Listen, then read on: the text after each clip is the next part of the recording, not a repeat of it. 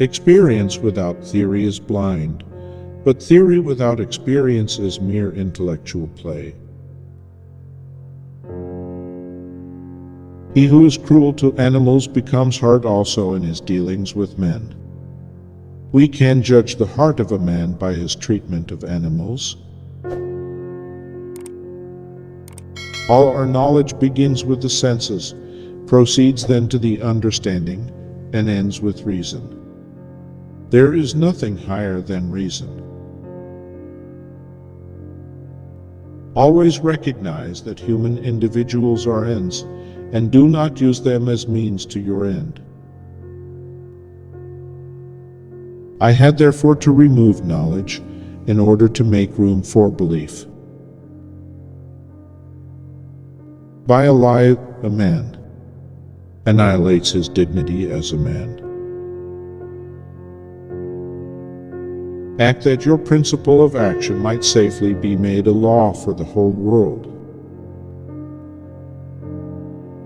It is not God's will merely that we should be happy, but that we should make ourselves happy. Out of timber so crooked as that from which man is made, nothing entirely straight can be carved. Two things awe me most: the starry sky above me and the moral law within me. In law, a man is guilty when he violates the rights of others. In ethics, he is guilty if he only thinks of doing so. Live your life as though your every act were to become a universal law. If man makes himself a worm, he must not complain when he is trodden on. Thoughts without content are empty. Intuitions without concepts are blind. It is not necessary that whilst I live happily, but it is necessary that so long as I live I should live honorably. All thought must, directly or indirectly, by way of certain characters, relate ultimately to intuitions, and therefore, with us, to sensibility, because in no other way can an object be given to us. Nothing is divine but what is agreeable to reason. A categorical imperative would be one which represented an action as objectively necessary in itself, without reference to any other purpose. The only objects of practical reason are therefore those of good and evil. For by the former is meant an object necessarily desired according to a principle of reason, by the latter one necessarily shunned, also according to a principle of reason. To be is to do. Science is organized knowledge. Wisdom is organized life.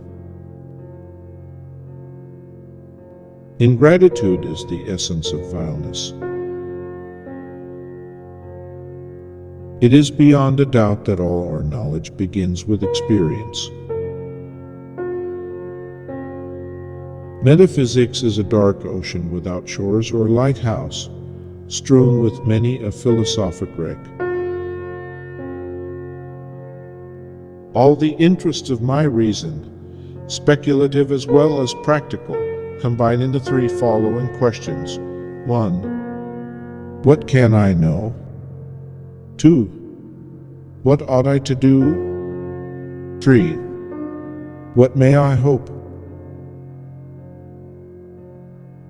From such crooked wood as that which man is made of, nothing straight can be fashioned.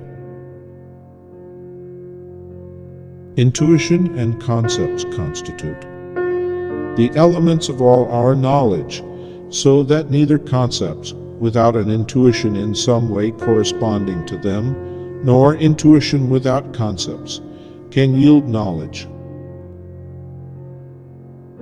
Morality is not the doctrine of how we may make ourselves happy, but how we may make ourselves worthy of happiness. Happiness is not an ideal of reason, but of imagination. Seek not the favor of the multitude. It is seldom got by honest and lawful means. But seek the testimony of few, and number not voices, but weigh them. Immaturity is the incapacity to use one's intelligence without the guidance of another.